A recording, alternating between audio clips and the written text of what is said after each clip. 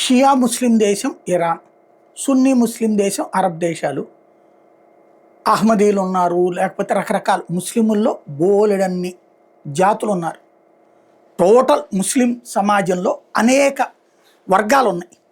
సరే, మనకి హిందువుల్లో కులాలు ఎట్లాగో వాళ్ళు ఆ పేర్లకు ఒకళ్ళని ఒకళ్ళు ప్రపంచంలో యాక్సెప్ట్ చేయట్లా. అరబ్ దేశాలు పాకిస్తాన్ ముస్లింగా యాక్సెప్ట్ చేయవు, భారతీయ ముస్లింని కూడా ముస్లింగా యాక్సెప్ట్ చేయవు. వాళ్ళకి అక్కడ తెలుసు కదా మద్యం విషయంలో ఎలాంటి రిస్ట్రిక్షన్స్ ఉంటాయి, వాళ్ళకి ఎట్లా ఉంటాయి, బయట వాళ్ళకి ఎట్లా ఉంటాయి, ఇవన్నీ కూడా. సరే, మతం మారాడు మన వైపు ఉంటున్నాళ్లే కానీ అని వదిలేయడమే తప్పించి వాళ్ళతో సమానమైన ప్రయారిటీలు ఏమి ఇవ్వరు.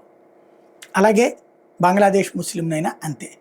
అదే సందర్భంలో షియాలకి సున్నీలకి మధ్య ఉన్నటువంటి వ్యవహారం, అహ్మదీల మీద ఉన్న బంగ్లాదేశ్లో జరిగినటువంటి దాడులు, సున్నీల మీద కొన్ని ప్రాంతాల్లో జరిగే దాడులు ఇరాన్లో, ఇట్లాంటివన్నీ వ్యవహారం ప్రపంచం అంతుంది.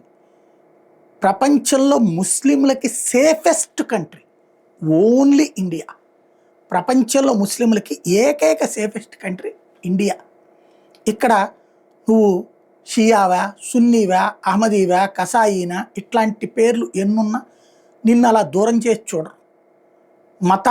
ముస్లిముల్లో ఇన్ని వర్గాలు ఉన్నాయని చెప్పి వేరు చేసి వేధించరు, ఒకళ్ళనొక్కళ్ళు కొట్టుకొనియరు.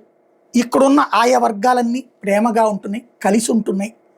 ఇది ప్రపంచంలో ముస్లిం దేశాల మధ్య లేదు అలాంటి ఐక్యత. అంతటి ఐక్యత భారతదేశంలో ముస్లింల మధ్య ఉంది. అలాగే ఇక్కడ తగిన గౌరవం పొందుతున్నారు. ఎప్పటికైనా గుర్తించాల్సింది, ఈ దేశపు నేలకి మొదట గౌరవం ఇవ్వడం. పాకిస్తాన్ మంది కాదు, బంగ్లాదేశ్ మంది కాదు, సౌదీ అరేబియా మంది కాదు. మన మతస్థులు అక్కడ కూడా ఉన్నారు, హిందువులు కూడా ప్రపంచం అంతా ఉన్నారు. అంత మాత్రాన ఆ దేశాలు హిందువులు మాది అని క్లెయిమ్ చేసుకోరు. ఇలాంటి ధోరణి ఉంటే ఇబ్బంది ఉండదు.